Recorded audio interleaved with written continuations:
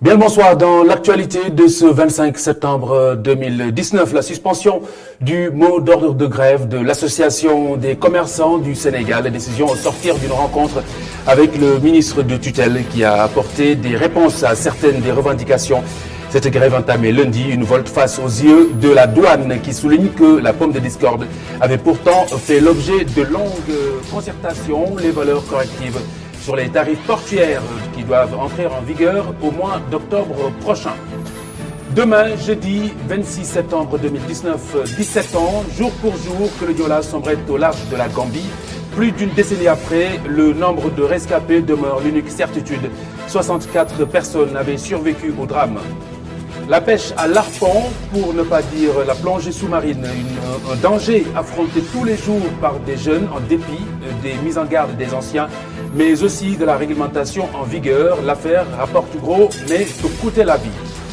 Le thé, la boisson quotidienne des Sénégalais, le ataya dans les mœurs. Depuis fort longtemps, en 2019, le Sénégal a importé 7000 tonnes de thé.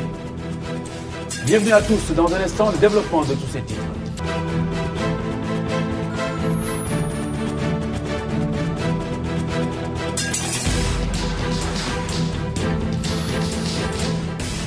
De l'Association des commerçants et industriels du Sénégal n'aura duré qu'un peu plus de 48 heures. L'ACIS a suspendu son mot d'ordre de grève après une rencontre avec le ministre du Commerce. L'autorité de tutelle a satisfait une grande partie de leurs revendications. Selon ses membres, une suspension et non une fin de mouvement. C'est ce qu'assure Pape Modougueye. Il est le chargé de la communication de l'association. Écoutez-le.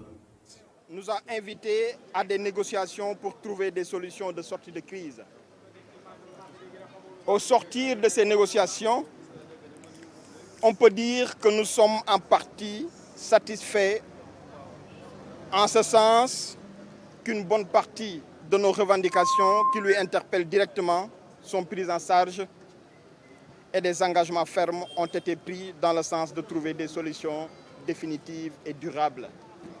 Compte tenu de l'état des négociations avancées et du contexte qui est lié à deux événements majeurs, dont l'ouverture des classes et l'inauguration de la grande mosquée Masalikul Jinan de Dakar, nous avons jugé nécessaire, en tant que Sénégalais, patriotes et citoyens, de suspendre le mot d'ordre de grève jusqu'à nouvel ordre. Concernant l'abandon maintenant des conteneurs dans le port, c'est une décision qui sera maintenue jusqu'à la fin des négociations. Toutefois, si les engagements pris par les autorités ne sont pas respectés ou que toute autre mesure de nature à compromettre l'exercice de notre activité est prise, nous allons subitement passer à la vitesse supérieure. Une grève suspendue, une grève dont la direction des douanes ne comprend pas les réelles motivations. Le chef des relations publiques et de la communication de la douane, de la direction générale de la douane, qui souligne qu'il n'y a pas eu d'augmentation au niveau des frais de dédouanement.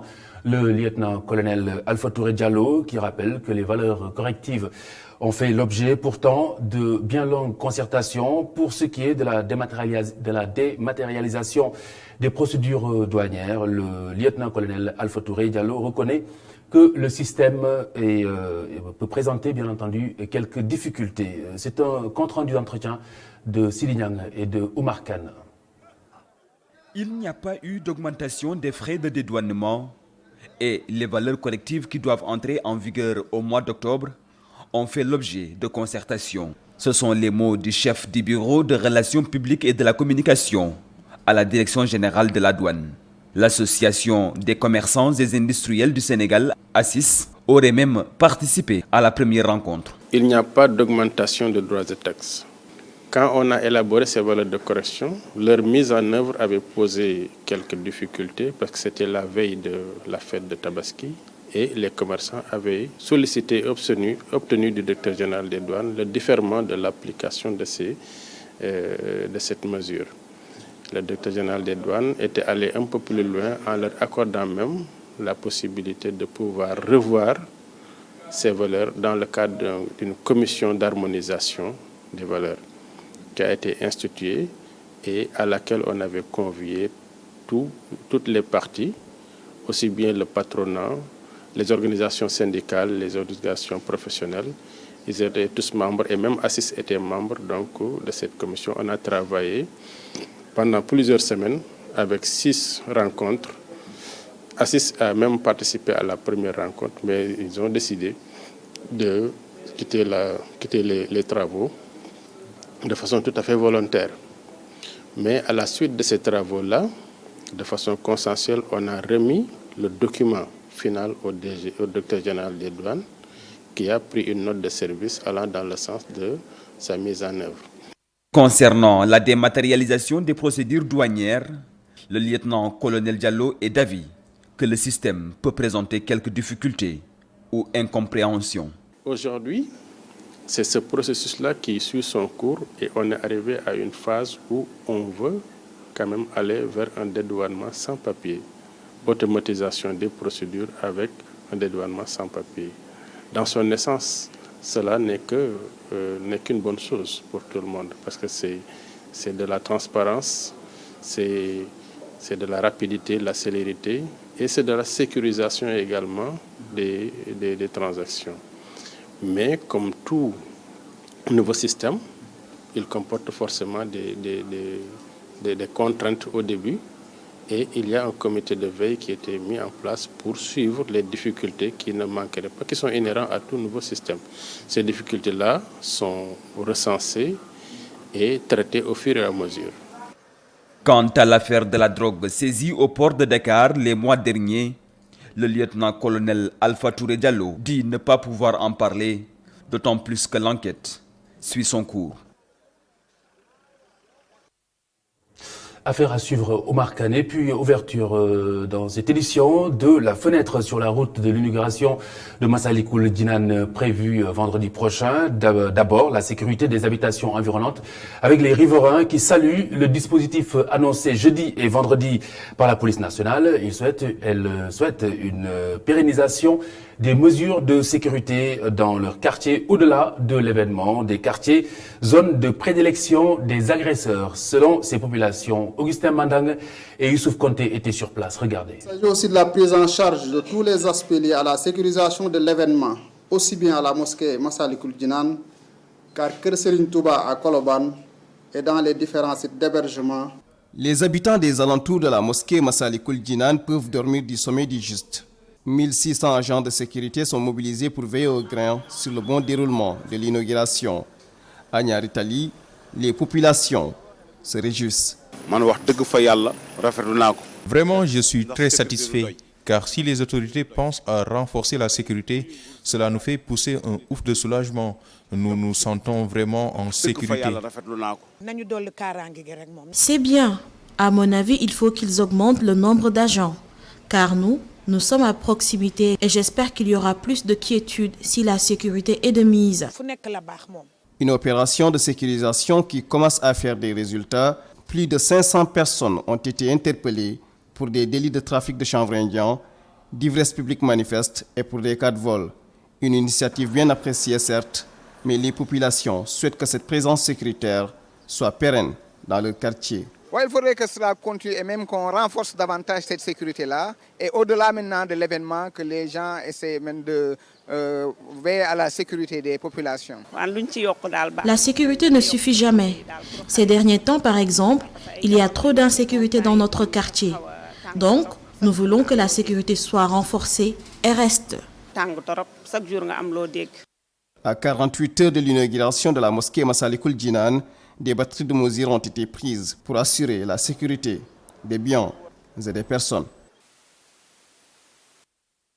Massalikul Jinan est devenu le lieu de convergence de centaines de personnes, et ce, au quotidien, certaines pour travailler, d'autres pour simplement satisfaire leur curiosité, ou encore en toute ferveur religieuse, souvent sous une forte chaleur. Le Daïra Fatul Khafar est au rendez-vous devant le Massalikul Jinan, la mosquée, pour étancher justement la soif des nombreux visiteurs sur place. Barroso, Cheikh Hassan Fall.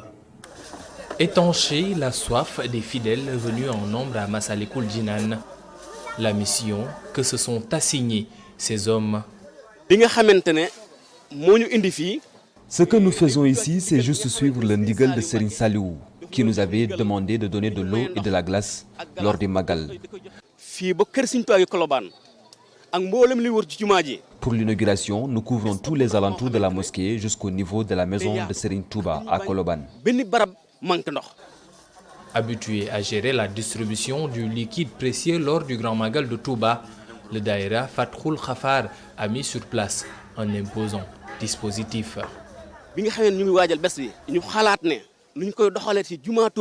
Depuis l'annonce de l'inauguration, nous nous sommes organisés pour faire comme nous le faisons à Touba. Pour le moment, nous en sommes à 2000 paquets d'eau, ce qui équivaut à 1 million de francs CFA, plus les 3 camions de glace, sans compter le stock que nous avons. Tout cela pour que personne n'ait soif. À 2 jours de l'inauguration de Massalikul Jinan, les membres de Fathul Khafar ne lésignent pas sur les moyens. Leur seul objectif, permettre aux visiteurs et fidèles de pouvoir au besoin se désaltérer. Une manière pour eux de faire preuve de dévotion et d'apporter leur partition en prélude de l'inauguration de Massalikul Jinan. Des accessoires pour affirmer son identité mouride. Il y en a pour tous les goûts et en tout genre. Des objets qui ont une portée bien au-delà de l'esthétique. Augustin Mandang et Ndeye Mariam Gaye ont tenté de percer le mystère.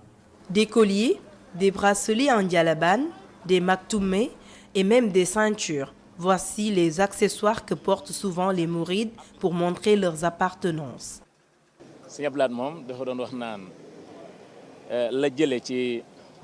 Serigne Abdoulahad disait que tout ce qu'on peut porter pour se démarquer et montrer que l'on est mouride, eh bien, c'est une fierté de ressembler à un mouride. Afficher son identité n'est pas la seule utilité de ces accessoires. Le bois Ndjalaban est rempli de secrets qu'on ne peut pas dire ici.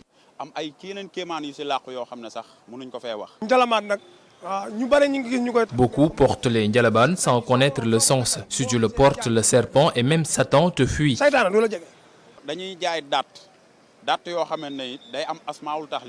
On vend les darts, les maktoum, on les a connus avec Serigne Abdoulahad et c'est plein de vertus. Tu peux tout mettre dedans.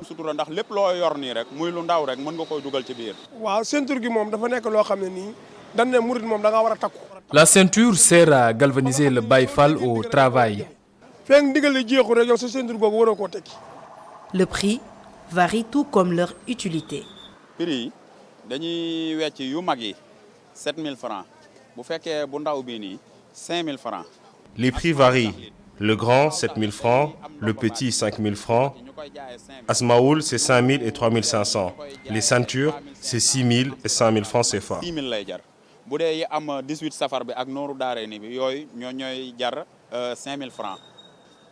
À la mosquée Massalikul Jinan, qui sera inaugurée ce vendredi, hommes comme femmes rivalisent de ferveur. Tout pour gagner la reconnaissance de Cheikh Ahmadou Bamba, Khadim Rassoul. Mariam Gaye, pour clore ce chapitre, Abdoulaye Wade est attendu actuellement à la résidence Khadim Rassoul de Koloban, où il doit rencontrer le khalife général des Mourides. Auparavant, c'était au tour de Idrissa Seck. Serigne Mountakha Mbacké Bassirou est à Dakar depuis dimanche dernier pour les besoins de la cérémonie d'inauguration de la grande mosquée Massalikul Jinan, cérémonie prévue ce vendredi 27 septembre 2019. La pêche à l'arpon, pour ne pas dire la pêche sous-marine, il faut dire que des centaines de jeunes pêcheurs plongent tous les jours à la rencontre de barracuda ou encore de mérou. Seulement, l'activité, bien que très lucrative, cache bien des dangers. Des dangers pour la plupart affrontés en connaissance de cause, en dépit des mises en garde et des mises en garde des anciens comme Adama Diène, 50 ans de plongée dans les bras. Une vie, toute une vie. Aujourd'hui, la transgression des protocoles de plongée lui donne le mal de mer. C'est un reportage de Seleman Diallo et Moustapha Gabar Diop. Plage de Tongor à Yoff, célèbre pour son village Lébou et la pêche, l'activité principale ici. Une activité que connaît bien Adama Diène, un plongeur à la retraite. De 1962 à 2012, il a gagné sa vie en travaillant en mer. J'ai plongé en apnée, j'ai plongé avec des bouteilles, j'ai eu à travailler sur des bateaux, j'ai participé à des sentiers sous-marins. J'ai travaillé sur la plateforme de Mbao et même dans le pétrole, lorsqu'il y avait des problèmes dans les pipelines. Dieu merci. J'ai pu gagner ma vie car la plongée nourrit son homme. De ces années, sa femme, vendeuse de poissons, garde un souvenir mitigé. Quand il allait en mer, j'avais peur, mais en même temps, je lui faisais confiance. Je savais qu'il respectait les protocoles de plongée. À l'époque, les plongeurs prenaient avec eux des montres et des profondomètres. La montre leur permettait de savoir combien de temps passer sous l'eau et le profondomètre leur permettait de savoir jusqu'où descendre. Mais les jeunes aujourd'hui ne connaissent pas tout ça. La plongée avec bouteille n'est pas sans danger et demande beaucoup de rigueur pour respecter les protocoles de plongée. Je ne suis jamais descendu en dessous de 55 mètres et je pense que c'est ce qui m'a permis d'en sortir indemne. Dieu merci. Mais les jeunes d'aujourd'hui dépassent régulièrement les 60 mètres parce que beaucoup d'entre eux n'ont pas appris le métier.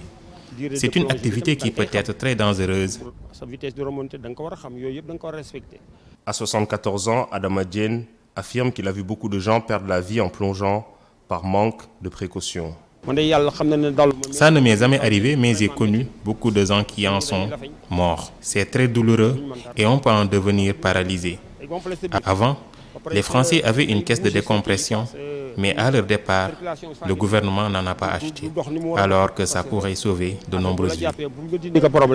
Des plages de Yoff à celles du plateau, en passant par Ngor et Ouakam, de nombreux plongeurs ont perdu leur vie en mer car le Sénégal ne dispose pas de caissons de décompression, un appareil indispensable aux soins des victimes d'accidents de plongée. Naufrage du bateau le Joola, 17 ans, jour pour jour, demain, 26 septembre 2019. La prise en charge des pupilles de la nation a connu une nette amélioration. Les montants alloués par l'État, le gouvernement du Sénégal, ont été rehaussés de 20 000 francs CFA en 2012 à 50 000 francs CFA aujourd'hui 2019. Une précision du directeur de l'Office national des pupilles de la nation, Mamadou Salou Diallo, est joint au téléphone par Pape Ibrahim Ndiaye. La prise en charge, par exemple, sur le plan des allocations, qui, aujourd'hui, je peux vous dire que nous sommes passés de 2012 à 2019. En 2012, on était à 20 000 francs, mais aujourd'hui, en 2019, on est à 50 000 francs par mois. Sur le plan de l'éducation également, nous avons des enfants que nous prenons en charge scolaire au niveau universitaire. Et pour ça, nous faisons pour que ces enfants-là bénéficient de privilèges au niveau des établissements publics, privés, également au niveau de l'administration. Par exemple, je vais prendre une période de référence. De 2017 à 2019, on a eu 162 pupilles de la nation exonérés de frais de scolarité auprès des établissements privés. On a eu également 230 bourses grâce au partenariat avec la direction des bourses entre 2016 et 2019. Et pour les enfants également qui ont terminé les études, on a pu obtenir pour certains des stages au nombre de 21 et également 4 d'entre eux ont pu bénéficier d'un embauchement. Sur le volet judiciaire de ce drame, la Cour d'appel de Paris, je le rappelle, en juin 2016, avait prononcé un non-lieu pour les responsables incriminés. Alors, au Sénégal, dossier classé sans suite. Le bilan officiel avait fait état de 1863 morts. Les familles des victimes en avaient dénombré plus de 2000 victimes. La seule certitude de mort aujourd'hui, le nombre de rescapés, 64 personnes avaient survécu à ce naufrage. Ibrahim Kamara dépoussière ce volet judiciaire. Le bateau qui faisait la navette entre la Casamance sud du Sénégal et la capitale Dakar avait chaviré lors d'une tempête dans la nuit du 26 septembre 2002 au large de la Gambie. Ce jour-là, le navire transportait officiellement 1928 personnes, alors que la capacité d'embarquement était limitée à 536 passagers. Avarie des moteurs, mauvais temps ou surcharge, les causes précises de la catastrophe n'ont jamais été officiellement élucidées. Le bilan est également incertain. 1863 morts et disparus selon les chiffres officiels. Plus de 2000 morts selon les associations de familles de victimes. Seules 64 personnes avaient survécu. En 2003, la justice sénégalaise avait classé le dossier sans suite en concluant à la seule responsabilité du commandant de bord disparu dans le naufrage. Pour le président du collectif des victimes, Idrissa Diallo, la justice sénégalaise n'a jamais ouvert d'enquête sérieuse. Mais en août de la même année, une information judiciaire avait été ouverte en France pour homicide involontaire par violation délibérée des règles de prudence ou de sécurité. Blessure involontaire par violation délibérée des règles de prudence ou de sécurité et non-assistance à personne en péril à la suite d'une plainte de famille de victimes. Dès octobre 2014, des juges d'instruction avaient rendu une ordonnance de non-lieu en justifiant leur décision par les dispositions internationales applicables à ce naufrage qui les empêchait d'engager des poursuites en France contre 7 responsables sénégalais de l'époque, civils et militaires. La décision a été confirmée par la Cour d'appel en 2016. Tout en constatant l'existence de charges suffisantes contre ces 7 personnes, contre ces 7 hommes, les juges avaient constaté l'existence d'une immunité de juridiction qui leur permettait d'échapper à la compétence des tribunaux français. La Cour de cassation a validé cette analyse. Saisie notamment par l'Association des familles des victimes françaises du naufrage, la Cour de cassation, la plus haute juridiction du pays, a rejeté leur pourvoi et validé ainsi le non-lieu prononcé par la Cour d'appel de Paris en juin 2016. Le procès en appel du meurtre de Ndiaga Diouf reporté au 16 octobre prochain. Le mis en cause Barthélémy Diaz, maire de Mermoz Sacré-Cœur, dénonce un procès politique lié à son compagnonnage avec Khalifa Sall, l'ex-maire de Dakar. Ndiaga Diouf a été tué, je le rappelle, en décembre 2011 lors de l'attaque de la mairie de Mermoz Sacré-Cœur, attaque dont les auteurs avaient été identifiés comme des hommes de bras de responsables du Parti démocratique sénégalais, le PDS, alors au pouvoir. Dernière partie de cette édition, reportage du jour, un produit de grande consommation au Sénégal, le thé. Ce sont des milliers de tonnes de thé que les Sénégalais consomment au quotidien par jour et chaque année. 8000 tonnes en 2016, 6000 en 2017 et 7000 tonnes en 2019. Une importation qui pèse lourd sur la balance commerciale du Sénégal. Souleymane Diallo, Omar Kane. Le thé, cette boisson chaude que les Sénégalais consomment de manière systématique, 2 ou 3 verres, plusieurs fois par jour pour les plus accros. Le thé se sirote en famille ou avec les amis, généralement après les repas. Le business autour du thé, une affaire qui marche bien. Il y a une débiterie Maïga juste à côté. Ce sont pratiquement leurs clients qui viennent acheter le thé. Mais la plupart, c'est après le repas du midi. Auparavant, je vendais jusqu'à 7000, mais ces temps-ci, je vends que 4000 ou 3500. Le petit gobelet est échangé à 50 francs et la consommation connaît un pic après le déjeuner. Ce sont des enfants, des adultes, des vieux, hommes et femmes qui viennent acheter le thé après le déjeuner général. Parmi les consommateurs, il y a des inconditionnels, ceux qui ne peuvent pas s'en passer, et les autres, un peu plus modérés. Le thé, c'est bon pour la santé. Il faut surtout boire 2 tasses. Vers 17h surtout. Je bois du thé mais pas régulièrement, 2 fois ou 3 dans la semaine. Non, ça ne me fait ni froid ni chaud, franchement. Abusez-moi, quoi. Le thé, un produit de grande consommation que le Sénégal importe, ce qui n'est pas sans conséquence sur la balance commerciale. C'est une boisson qui se consomme pratiquement tous les jours. Dans tous les ménages. Généralement, d'ailleurs, j'ai dit tous les jours, ça peut se faire le matin, midi et même le soir pour certains. Il y a certaines personnes qui en font même leur véritable boisson, en fait, en réalité. Lorsqu'on a un produit qui est un produit de consommation de grande masse, évidemment, sa valeur donc importe sur l'économie du pays. C'est un produit qui est importé, qui fait que cela a un impact sur nos devises. cela a également un impact sur la balance commerciale du Sénégal, puisque comme nous avons une balance commerciale déficitaire, puisque le Sénégal est un pays grand importateur. Le thé fait partie des boissons les plus consommées au Sénégal. 8300 tonnes importées en 2016 pour 1,6 milliard de francs CFA. En 2017, les mêmes quantités ont été importées pour les mêmes coûts. Vous retrouvez Soleil Diarumpa, 23h pour le bulletin Wolof Djoukib Khibari. Et puis 20h30, rendez-vous avec les jeunes femmes dynamiques du Sénégal, Osama Sagna. Et puis ce soir, Serigne Moussaka nous inspire avec le professeur El Hadj Sangué Diouf. Et tout de suite, hier, avec Sophie Abba. Bonne soirée sur ITV. Au revoir.